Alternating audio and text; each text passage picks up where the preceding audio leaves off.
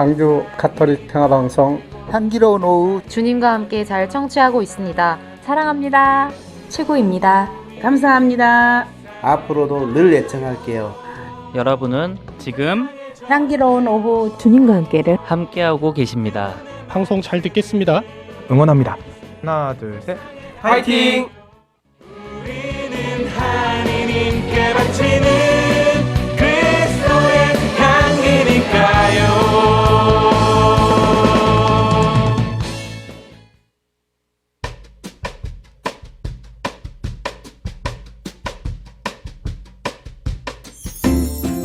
성경 물음에 대한 물음. 네, 이 코너는 가톨릭 신자들이 신앙생활을 하며 느꼈던 성서적인 물음에 대해서 살펴보고 다시 한번 신자들에게 새로운 신앙적 물음을 던짐으로써 묵상해 보는 시간입니다.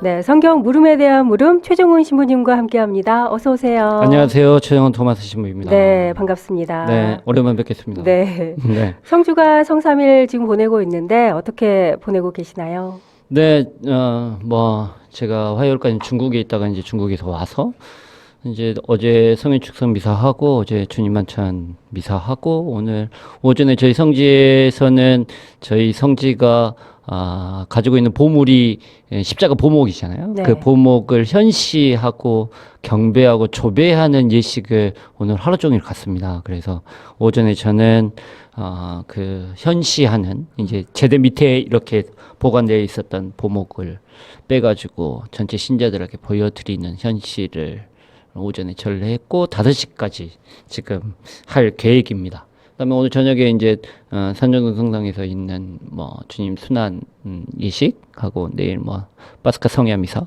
대축일 미사는 다른 본당에서 어디인가에서 하겠죠? 네. 그렇습니다. 준 대성전에서 보내는 성금요일 전례 예식이나 이런 게 참 뜻깊을 것 같아요. 네, 그러긴 한데요. 저희가 좀 이제 그게 고민이 있습니다. 어차피 본당에서 이루어져야 하는 전례들이 있기 때문에. 네. 근데 저희는 본당이 아니라 성지이기 때문에 또 다른 특별한 예식을 할 수 있는 그런 것들이 약간 애매하긴 합니다. 그래서 본당에서 이제 저희가 있었던 성지 미사도 이번 성주간 때는 없앴거든요. 네. 왜냐하면 본당 전례에 집중했으면 좋겠다라는 생각을 가지고 저는 그런 생각입니다. 가장 1년 중에 가장 아름다운 전례, 또 우리가 가장 의미 있게 바라봐야 하는 전례는 어제부터 시작했던 3일 전례거든요. 네. 그 전례가 우리가 가져야 하는 어떤 신앙적 의미들을 아주 형상화해서 만들어 놓은 전례들로 구성되어 있다고 저는 생각해요. 오늘은 미사가 없지만 그 예식간에 가지고 있는 어제같이 주님 만찬 예식에 대한 부분 자체는 어찌 보면 세종례를 하고 그 다음에 주님에 대한 어떤 그 성찰을 제정했던 거는 그분의 사랑에 대한 끊임없는 기억과 기념에 대한 의식들이 그 안에 다 포함되어 있거든요. 또 오늘 같은 이야기는 십자가 경배를 통해서 다시 한번 십자가를 바라보고 또 우리 안에 가지고 있는 십자가 또 예수님의 희생과 예수님의 사랑 또 예수님의 어떤 죽음 우리들을 죽음까지 자신의 모든 것들을 내어놓는 사랑에 대한 묵상들 또한 우리는 그 사랑에 얼마큼 보답할 수 있는지를 다시 한번 묵상하는 그 전례가 핵심되어 있고 그 다음에 이제 파스카 전례 같은 경우는 빛의 예식, 말씀의 전례, 그 다음에 이제 세례식 있으면 세례식, 그 다음에 영성체 예식, 이제 성찬의 전례, 영성체 예식 이렇게 구성되어 있는데 빛의 예식이 우리가 복음을 전하는 저는 우리가 세례 때 빛을 받고 그 빛을 다른 사람에게 전해주면서 우리가 사는 이 세상 자체가 그리스도의 빛 그러니까 복음화가 되기 위한 우리들의 행동 자체를 굉장히 전례적으로 형상적으로 이렇게 보여주는 게 이제 빛의 예식의 모습이거든요. 네. 그러니까 우리가 세상이 밝기 위해서는 내가 가지고 있는 빛을 다른 사람에게 나누어 주지 않으면 세상이 절대 밝아지지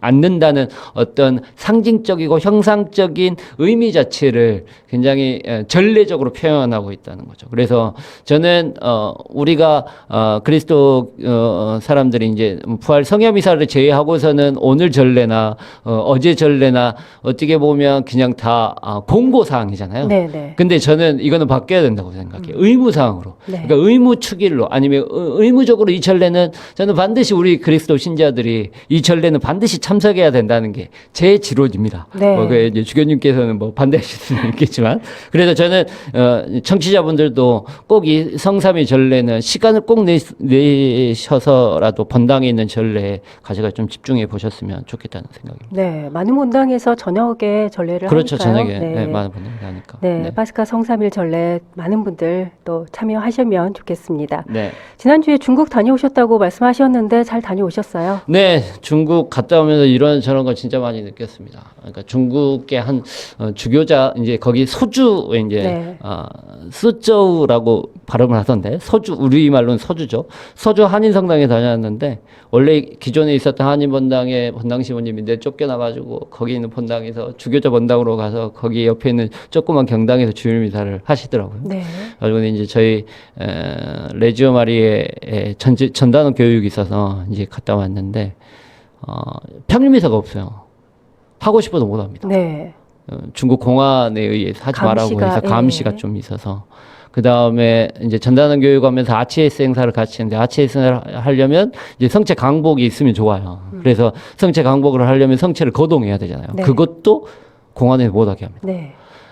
그런 걸 느끼면서 내가 너무나 쉽게 했던 나의 신앙생활. 그러니까 평임에서 아무렇지 않게 그냥 오늘은 평임에서 가볼까 해가지고 그냥 가가지고 할 수 있는 너무나 네. 평이했던 것들이 너무나 소중하게 다가오는 거야. 그래서 제가 거기서 강론도 하고 뭐 어떤 말씀할 때 그걸 너무나 감사해 하시는 거예요. 너무나 편하게 저는 가가지고 좀 쉬고 와야 되겠다라고 하는 마음으로 중국을 갔는데 신자분들이 거기에 있는 한 80분 정도 되시는데 그 신자분들이 오셔가지고 너무 고맙다고 나한테 얘기하시는 게 내가 몸둘 바를 모르겠더라고요. 네. 그래서 참 그런 걸 많이 느꼈습니다. 성주관 전에 내가 너무나 그냥 일상으로 해왔던 일들 너무나 익숙해졌던 나의 삶들이 이것들이 얼마나 소중하고 얼마나 감사해야 될 것들인지를 다시 한번 느끼게 했던 소주 방문이었어요. 네. 그래서 비행기 타고 돌아오면서 이제 그런 생각을 해봤죠. 내가 너무나 익숙해서 내 주변에 있어서 소중한 것들이 무엇이 있을까? 뭐 일명 말하는 우리 가족, 그 다음에 내가 사랑하는 사람들, 그 사람들에 대해서 다시 한번 떠올리게 하고 내가 하는 일, 또 내가 가지고 있는 어떤 나의 하느님께서 나에게 주신 어떤 감사함들 그거에 대해서 다시 한번 떠올리게 했던 소주 방문이었던 것 같아요. 네. 무사히 오심에 저희는 또 감사드립니다. 그러니까 거기에 로마 칼라도 하지 말라고 그러거든요. 네. 그 다음에 거기에서 뭐 로마 칼라를 하고 들어가면 종교 포기 각서를 써야 된다고 하더라고요. 근데 네. 그래서 아예 저는 로마 칼라를 안 하고 갔는데 아무튼 그런 좀 어려운 점들이 있더라고요. 그래서 네. 많은 분들이 우리 소주 한인 성당을 위해서 많이 기도해 주셨으면 좋겠다는 생각입니다. 네, 그렇습니다. 정말 어려운 상황 속에서도 신앙을 전하고 있는 많은 분들에게 또 주님의 은총이 함께하길 기도하겠습니다. 네. 자, 그럼 지난주에 이어서 부활하신 주님을 왜 제자들이 알아보지 못했는지에 대해서 이어서 이야기를 나눠볼 텐데요. 지난 시간을 상기하는 의미로 관련된 성경 구절을 읽어드리고 물음도 다시 한번 소개해드리겠습니다. 첫 번째 성경 구절은 요한복음 29장 15절부터 16절까지의 말씀입니다. 예수님께서 마리아에게 여인아 왜 우느냐 누구를 찾느냐 하고 물으셨다. 마리아는 그분을 정원지기로 생각하고 선생님께서 그분을 옮겨가셨으면 어디에 모셨는지 저에게 말씀해 주십시오. 제가 모셔가겠습니다 하고 말하였다. 예수님께서 마리아야 하고 부르셨다. 마리아는 돌아서서 히브리 말로 라쁘니 하고 불렀다. 이는 스승님이라는 뜻이다. 두 번째 구절은 루카복음 24장 13절에서부터 16절까지의 말씀입니다. 바로 그날 제자들 가운데 두 사람이 예루살렘에서 예순 스타디온 떨어진 엠마오라는 마을로 가고 있었다. 그들은 그동안 일어난 모든 일에 관하여 서로 이야기하였다. 그렇게 이야기하고 토론하는데 바로 예수님께서 가까이 가시어 그들과 함께 걸으셨다. 그들은 눈이 가려 그분을 알아보지 못하였다. 이어서 지난주 물음 내용입니다. 마리아 막달레나와 예수님의 제자들은 왜 부활하신 예수님을 처음에 알아보지 못하였을까요? 였습니다. 네. 네. 제가 지난 시간에 빨리 끝내야 된다는 이유로 그냥 후다닥 끝내버렸는데, 네. 상기시키면 제가 여기에서는 일단 구절에서 알다 모르다라는 개념 자체를 성경 안에서 봐야 된다고 그랬어요. 그러니까는, 안다라는 개념 자체는 그 사람하고의 얼만큼의 관계성을 맺고 있는가, 그래서 함께 머물고 있는지, 그래서 잘 듣고 있는지, 잘 바라보고 있는지, 그 다음에 그 사람이 가지고 있었던 어떤 함이나 아니면 그 사람을 나는 얼만큼 사랑하고 있는지, 사랑의 관계성을 드러낼 때 안다라는 표현을 했다는 거죠. 그러니까 우리 PD님하고 저하고도 안지 한 9년? 8년, 9년. 징글징글하네요. 네. 그렇게 됐는데, 그렇게, 시간이 오래돼 있으면, 그래도 뭘 좋아하는지, 그 다음에 어떤 생각을 가지고 있는지, 표정만 봐도 그래도, 이 사람이 조금 기분이 나쁘구나. 이 사람이 그래도 오늘은 건들면 안 되겠구나. 라는 생각들을 가지게 된다는 거죠. 네. 그게 이제 안다는 거예요. 관계성. 근데 거기에서 관계성이 더 깊어지면, 정말 사랑하는 관계를 내가 맺고 싶고, 더 이 사람을 더 가깝게 대하려고 한다면 더 자세히 본다는 거죠. 네. 근데 우리는 많은 경우 사랑하는 사람 관계가 있다고 하더라도 이 사람에 대한 바라봄이 아니라 내가 가지고 있는 생각을 이 사람에게 주입시키려고 한다는 생각들이 많아요. 그러면서 네. 우리는 안다라고 얘기해요. 그렇죠. 그러니까 특히 가족 간의 관계 안에서도 부모와 자식 간의 관계 안에서는 부모는 아이들의 어떤 뭔가를 바라보고 들어주고 그들의 뭔가를 알려고 하는 게 아니라 부모의 생각들 아니면 부모의 꿈들 아니면 부모가 좋다고 생각한 것들을 계속 주입하려고 한다는 거예요. 네. 그러면 그거는 관계성은 사랑의 관계성이 유지되고는 있지만 진정으로 안다고 할 수가 없다는 거죠. 네. 이제 막달레나 마리아나 아니면 제자들도 그런 관계 안에 가지고 있어요. 사랑의 관계성 안에 계속 함께 머물고 같이 듣고 같이 바라보고 3년이라는 시간 동안 같이 있었지만 자신의 욕심으로 아니면 자신의 의도로 예수님을 바라보고 있었다는 제자들도 마찬가지고 막달레나 마리아도 마찬가지고 그래서 진정으로 예수님에 대해서 집중하지 않았다는 거죠. 그래서 예수님이 다른 모습으로 나타나셨을 때 그들을 알아보지 못했다는 거예요. 그게 저는 굉장히 중요하다고 생각합니다. 네. 그래서 제가 이제 지난 시간에 그 이야기에서 멈춘 것 같은데, 진정은 우리는 주변의 사람들을 내가 알고 있는 사람들, 일명 말해서 PD님은 저를 아시고 저는 PD님을 아니까, 우리가 안다는 관계 안에서 가지고 있는데, 얼만큼 알려고 난 노력하고 있는가. 얼만큼 더 좋은 관계를 하려고 바라봐주고, 얘기를 들어주고, 네. 그 다음에 그 사람 생각을 알려고 노력하고 있는가. 아니면 그냥 내 주장만 하고 있는가. 라는 것들을 한번 되돌아보자 해서 끝난 것 같아요. 네. 사실 근데 노력은 잘 하지 않는 것 같아요. 근데 이게 저는 의식을 해야 된다고 생각해요. 네, 그러니까요. 우리가 그러니까는 나는 우리가 선입관이나 아니면 지레짐작으로 나 그 사람 알고 있어. 그거는 그 정도면 돼. 그 사람 그걸 원하지 않을 거야라고 짐작해 버리잖아요. 네. 들어주지 않고 잘 바라보지 알지 않고. 못하는 이제 그게 거죠? 또 네. 불시의 시작점이에요. 네. 그러니까 특히 가족들 안에서도. 저는 그게 어떻게 보면 성경 안에서 말하고 있는 알에 대한 모습이라고 생각해요. 그렇게 몰랐던, 이제 마리아 막달레나나 아니면 엠마오로 가는 제자들이 몰랐던, 알지 못했던, 깨닫지 못했던, 바라보지 못했던 그 예수님 이제 알게 된다는 거죠. 네. 여기에서도 오늘 아까 PD님이 읽어주신 이 이야기 안에서도 처음에는 몰랐지만 정원지기로 알았지만 나중에는 이제 알게 되고 네. 엠마오로 가는 제자들도 동행하면서 나그네로 이제 알게 되었지만 이제 그 나그네의 모습 안에서 이제 또 알게 됐다는 거죠. 네. 그래서 저는 이게 어떻게 보면 잘 접목해 보면 우리들이 살아가는 삶 안에서의 대한 어떤 부활의 체험들 그런 체험들이 이 안에서 있지 않을까라고 해서 오늘은 그 얘기를 한다고 했던 것 같습니다. 네. 이제 일상 안에서 부활을 체험하기 위한 그런 방법들을 좀 듣고 싶은데 어떤 게 있을까요? 부활을 만나는 방법. 점쟁이도 아니고 제가 부활을 만나는 방법을 이렇게 콕 집어서 얘기해드릴 수 없는 것 같고 그냥 저는 오늘 두 가지의 복음 말씀 안에 요한복음하고 루카복음에 나오는 이야기 안에서에 대한 공통점들을 이 두 이야기 안에서의 공통점들을 뽑아내서 그러면 우리도 이렇게 하면 또 못 알아봤던 예수님을 알아볼 수 있는 그런 것이 아닐까. 네. 그다음에 우리가 이제 또 이번 주가 부활이잖아요. 이제 부활하면서 그냥 부활한 예수님을 만나는 게 아니라 그냥 일상 안에서 나와 함께 부활에 계신 예수님을 느끼게끔 하는 그런 방법들을 오늘은 좀 얘기해 봤으면 좋겠다는 생각입니다. 첫 번째, 네. 그 첫 번째가 뭐냐면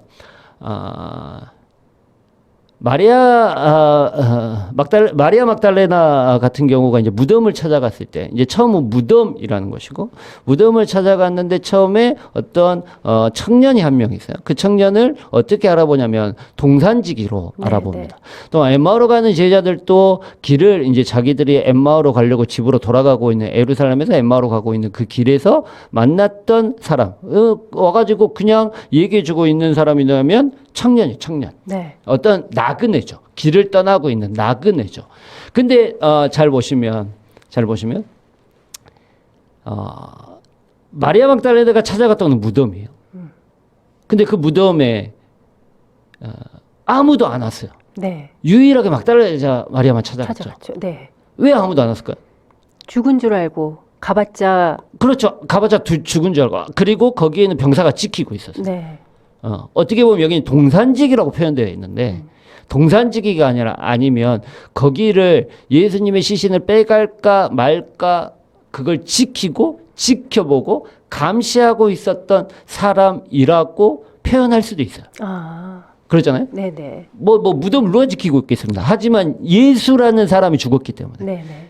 그 때문에 만약에 내가 그 무덤에 찾아간다고 한다면 나도 죽을 수 있다는 거야. 아. 베드로가 이제 예수님이 너 예수님하고 같이 다녔던 그 제자들 중에 한 명 아니야? 라고 이제 그 대사제 하인이 물어보니까 누구냐?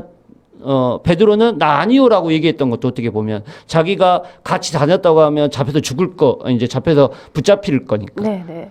그러니까 그래서 아무도 안 왔다는 거죠. 근데 그걸 찾아간 거예요. 마리아 막달레나는. 네. 이제 거기서부터 시작이죠. 근데 그리고 나서 예수님을 발견했는데 예수님을 내가 사랑했던 관계의 예수님이 아니라 나를 감시하고 나를 적대하고 나를 붙잡아갈 어떤 누군가를 보고 있다는 거죠. 네. 예수님 자체를. 저는 두려움에 직면했다고 생각해요. 직시했죠. 마리아 막달레나. 네. 내가 가지고 있는 어떤 두려움들, 내가 가지고 있는 좀 껄끄러움들, 내 안에 가지고 있는 어색함들. 네. 우리는 많은 경우 그런 것들이 만약에 있다고 한다면 피디님 어떻게 하세요? 피할 것 같아요. 그렇죠. 네. 많은 게 저도 마찬가지예요. 피하는 게 상책이에요. 왜? 그걸 잘못 건드렸다가는 더 큰 일과 더 큰 고난과 더 큰 힘이 오기 때문에. 네. 그리고 나에게 좀 불편하고 나에게 좀 낯설고 나에게 두렵고 나에게 좀 껄끄러운 것들은 잘 부딪히려고 하잖아요. 근데 마리아 막달레나는 그걸 찾아간 거죠. 네. 대단하네요. 그거부터의 저는 부활의 체험의 시작이라고 생각해요. 우리가 기도할 때 그런 경우가 많이 있어요. 어떤 사람들이 기도할 때 기도가 잘 안 된대요. 기도하면 묵주를 들어서 묵주 기도를 시작하면 묵주는 돌리고 있는데 머릿속에 잡생각들 온 그런 생각들이 많이 있는데요. 저는 그 또한 그러면 이걸 빨리 떨쳐버려야지 아니면 빨리 이 기도에 집중해야지 라면서 이것들을 막 떨쳐버리려고 하는 우리들의 마음들이 있잖아요. 저는 그것도 어떻게 보면 우리 기도에 대한 어떤 반대된 낯선 것들이라고 생각하거든요. 네네. 근데 부활의 체험은 그런 낯설고 두렵고 껄끄럽고 불편하고 어색한 것들 안에서 저는 시작이라고 생각해요. 마주해야 되는 거군요. 그렇죠. 뭐 엠마오로 가는 제자들도 저는 마찬가지로 생각해요. 엠마오로 가는 제자들도 예루살렘에서 엠마오로 자기들이 예수님께 3년이라는 시간 동안 모든 걸 다 올인했어요. 내 가진 거 다 버리고 내 꿈도 버리고 이 사람이면 내가 가진 꿈보다 더 큰 꿈을 이루어주겠다라고 하면 3년을 올인했어요. 근데 그 사람 죽은 거예요. 네. 희망에서 절망으로 바뀌죠. 그러니까 나는 그러면 이 사람은 죽었으니까 난 모든 것들을 이 예수라는 사람한테는 이제 별 볼 일 없어. 이제 다시 나의 꿈을 찾기 위해서 좌절과 실망의 삶에서 자기가 살던 엠마오로 돌아가고 있는 중간이에요. 그러면 자기가 얼마나 화나겠습니까? 내 3년은 뭔데? 네. 그러면 나는 무엇 때문에 이 사람? 그러니까 자신의 선택에 대한 후회들, 아니면 그 믿고 따랐던 예수에 대한 어떤 실망감들, 좌절감들, 그 다음에 자기 자신에 대한 자괴감들, 뭐 그런 것들이 막 복잡하게 얽혀 있겠죠. 그런데 어떤 누군가가 와가지고 어떤 나그네라는 어떤 우리가 모르는 사람이 와가지고 뭐에 대해서 물어보면 네가 가지고 있는 실망감에 대해서 계속 물어보고 있는 거야. 내 3년 동안 어땠어? 그 예수라는 사람은 어땠어? 라고 계속 내가 가지고 있는 실망감에 대해서 계속 물어보고 있는 거야. 네. 나는 그것 때문에 복잡해 죽겠는데, 불편해 죽겠는데, 힘들어 죽겠는데. 네. 그 앞에 직면하고 있다는 거죠. 네. 부활의 체험의 시작은 저는 낯선 것들에 대한 직면이라고 생각해요. 그 안에 직면하지 않으면 우리 안에 그걸 매일 직면할 수 없어요. 왜냐하면 힘드니까. 우리도 불편한 것들 보고 어색한 것들 보고 맨날 그것 좀 어떻게 봅니까? 하지만 그 안에서 그것들에 대해 다시 한번 고민해보고 그 안에 있는 예수님을 발견할 때 우리들은 그 부활의 체험은 다시 한번 있는 거라고 생각합니다. 뭐 얘기하자면 기니까 일단 첫 번째는 저는 나의 낯선 것들에 직면해라. 네. 내가 조금 불편하고 내가 조금 꺼리고 하는 그런 것들에 조금 직면해봐라.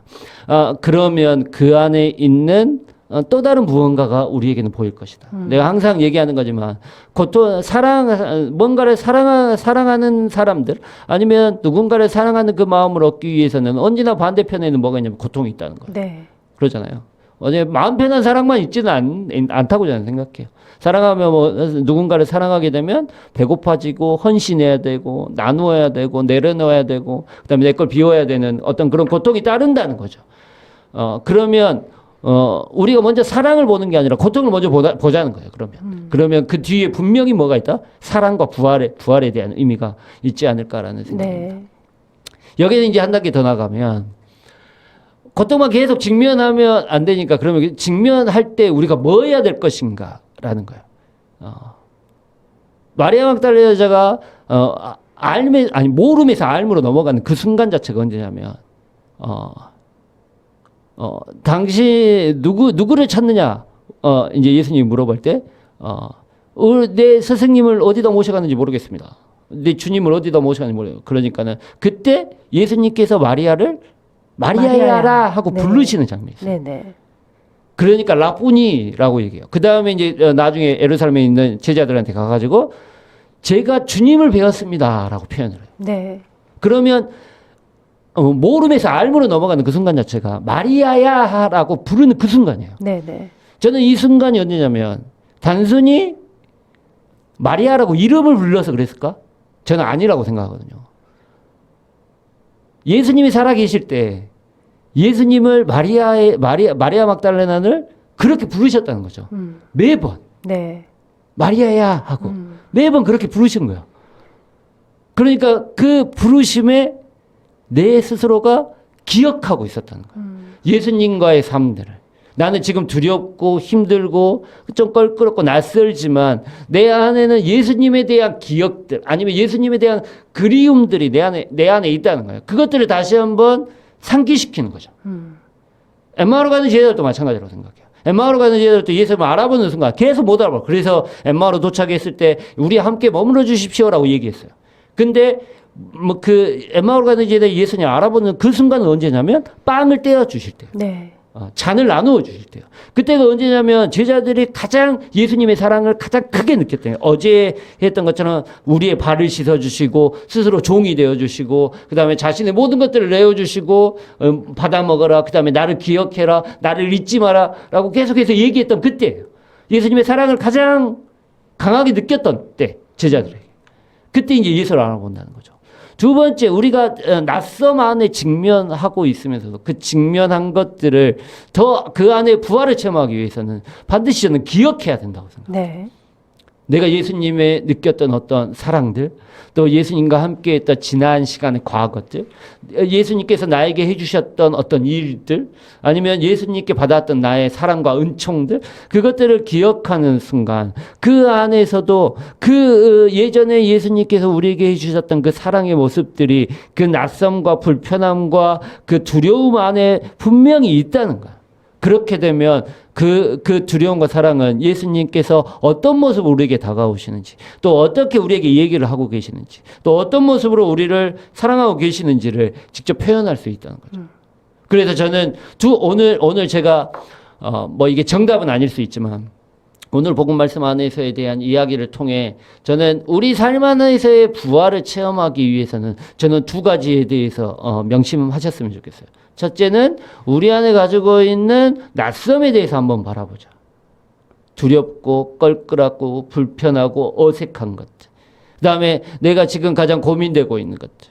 그것들이 왜 그렇지? 그 이유가 무엇인지, 어디에서부터 내가 그걸 낯설게 느끼고 있는지, 언제부터, 아니면 어떤 사건으로부터 한번 자세히 바라보자. 그리고 두 번째는 내가 예수님과 느꼈던 예수님에 대한 감사함, 그분에 대한 은총, 또 그분의 사랑을 내가 느꼈을 때의 예전의 기억들을 다시 한번 떠올려 보자. 그러면 그 두 개가 저는 매치된다고 생각해요. 네. 그러면 단순히 낯설고 두렵고 불편하고 어색한 것들이 아니라 그 안에 예수님께서 가지고 계신 예수님의 모습을 우리는 발견할 수 있지 않을까라는 생각을 해봅니다. 네.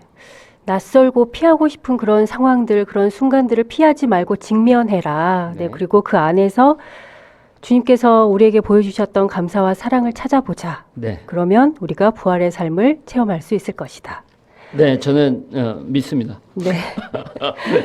네, 오늘 이렇게 부활을 체험할 수 있는 그런 내용들을 신부님과 이야기 나눠봤는데요. 끝으로 뭐 신자들께 아니면 또 하고 싶으신 말씀 있으신지요? 가장 중요한 3일입니다. 또 오늘은 주님의 죽음을 묵상하는 날이고 또 내일은 부활을 우리 그리스도인들이 살아가야 하는 삶에 대한 표본이라고 저는 생각해요. 오늘 내일 그 안에서 나의 죽음, 예수님의 죽음뿐만이 아니라 그 예수님의 죽음과 희생, 또한 우리들의 죽음도 저는 같이 바라봤으면 좋겠다는 생각입니다.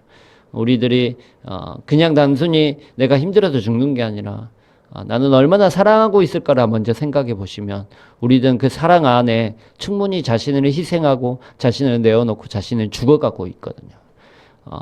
그래서 그 사랑 때문에 그 죽음을 예수님께서도 버티셨던 것처럼 우리도 그 사랑 때문에 버티고 또 인내하고 견디다 보면 예수님이 3일 이후에 내일 부활을 맞이했듯이 우리들의 삶 안에서도 그 부활을 맞이할 수 있지 않을까 생각합니다. 그래서 오늘 하루는 여러분들이 사랑 때문에 얼마나 많이 내어놓고 있는지, 또 주변의 사람들을 바라보시며 나 때문에 얼마나 이 사람들이 많이 죽어가고 있는지, 예수님의 죽음을 바라보는 것뿐만 아니라 나의 죽음과 내가 사랑하는 주변의 사람들의 죽음도 함께 바라보시고 그것 때문에 조금은 더 버티고 조금 더 견디고 서로를 위해서 견뎌주는 우리가 됨으로써 우리 부활이 더 실감나는, 또 우리 삶 안에서 느껴지는 부활이 되지 않을까라는 생각입니다.